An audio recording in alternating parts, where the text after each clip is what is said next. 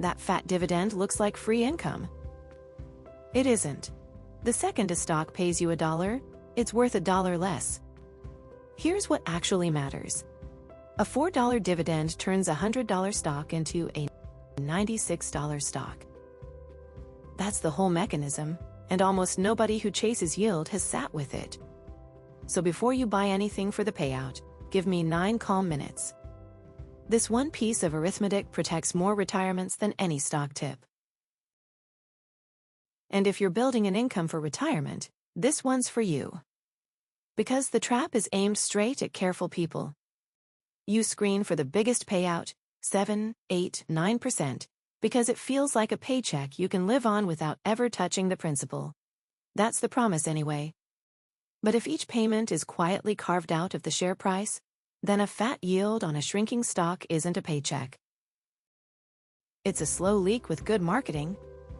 Plenty of investors have watched a 9% yield eat the very savings it was supposed to protect. Not because dividends are a scam, because yield alone was never the number that mattered. Here's my one ask of the whole video.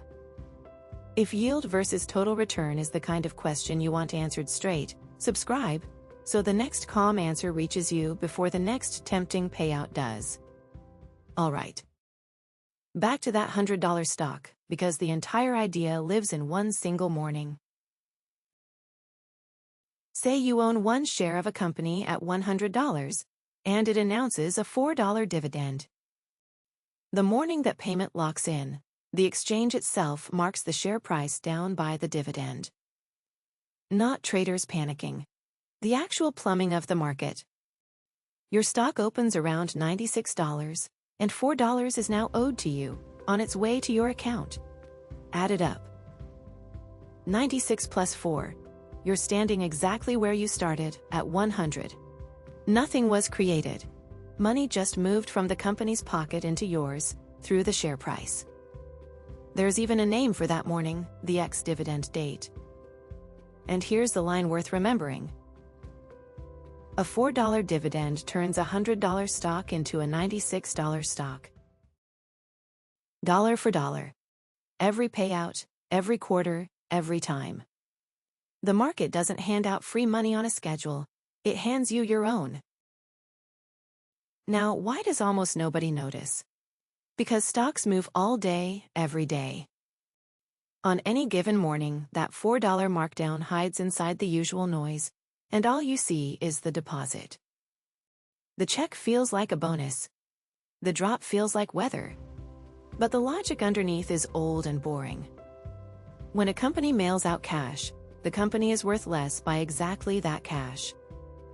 Two economists, Merton and Franco Modigliani, worked through the arithmetic back in 1961, and it has held up ever since. A dividend isn't income the way rent from a tenant is income. It's your own money moving pockets. Which is why the size of the payout on its own tells you almost nothing about how rich a stock will make you. There's a practical sting too.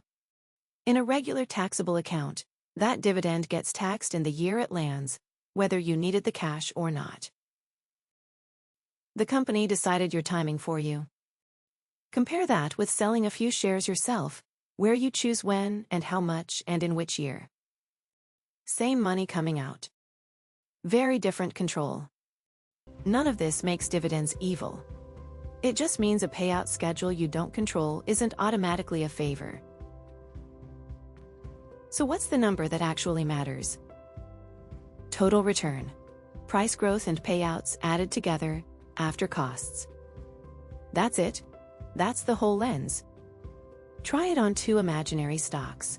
One pays a 4% dividend and grows 2% a year. The other pays nothing and grows 6%. Reinvest the payouts, and 10 years on they've made you the exact same 6% before taxes, just wearing different clothes. One paid you along the way. The other let it ride. Neither is magically richer. Jack Bogle, the man who brought index funds to ordinary investors, spent the little book of common sense investing hammering this home. Own the whole market, keep costs tiny, Let growth and dividends compound together, and stop treating the yield line as the scoreboard. Once you wear that lens, the scariest habit in income investing becomes obvious: sorting the market by yield and buying whatever floats to the top. Here's the mechanical problem with that list. Yield is just the dividend divided by the price. So when a company's price collapses, its yield soars. A 9% yield often isn't a gift. It's the market pricing in a cut, quietly telling you it doubts that payout survives.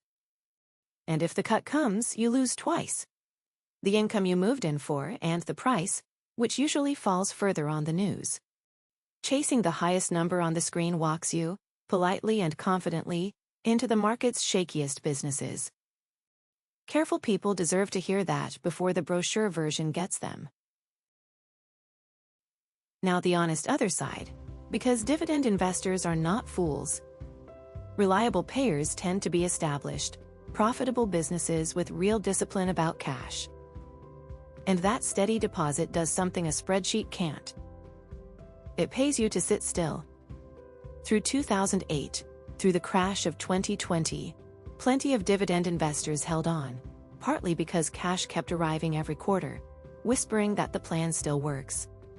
My honest take? If a quarterly deposit is what keeps you from panic selling at the bottom, that habit is worth something no spreadsheet captures. Dividends, reinvested and left alone, have steadily driven a big slice of the market's long-run return. Not because the payout created anything, but because every reinvested check bought more shares that compounded. The problem was never the dividend. The problem is picking stocks by the yield number alone. So here's the calm way to run this. Judge everything you own, and everything you're tempted to buy, on total return after costs, not on yield. If a stock only looks good because of its payout, it doesn't look good. And if you genuinely need monthly income, you've got a quieter option. Hold a broad, boring index fund, and sell a small, fixed slice on a schedule. And no, that's not rating your principal. You've seen by now that a dividend was already coming out of your principal through the share price. You make your own dividend on your calendar, in the size you actually need, and you control the tax timing instead of the company. The money arrives just the same. Income becomes something your portfolio does for you, not the reason you bought it. Let's fold this up. 1. A dividend isn't free money. It's paid straight out of the share price, dollar in your pocket, dollar off the stock. 2. The number that decides everything is total return, growth and payouts together, after costs and taxes. 3.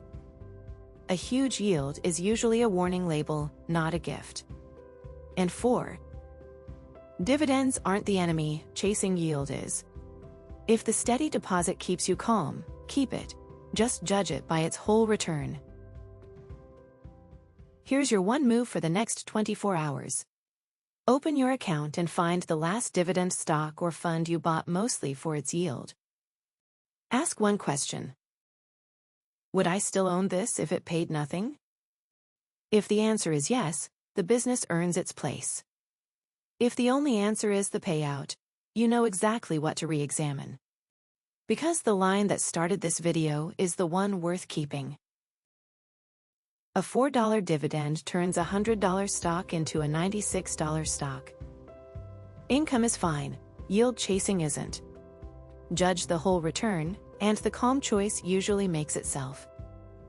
If steady arithmetic like this is how you'd rather run your retirement money, subscribe, and this channel will be here the next time a fat yield winks at you. Calm investors. Build wealth with patience, not panic.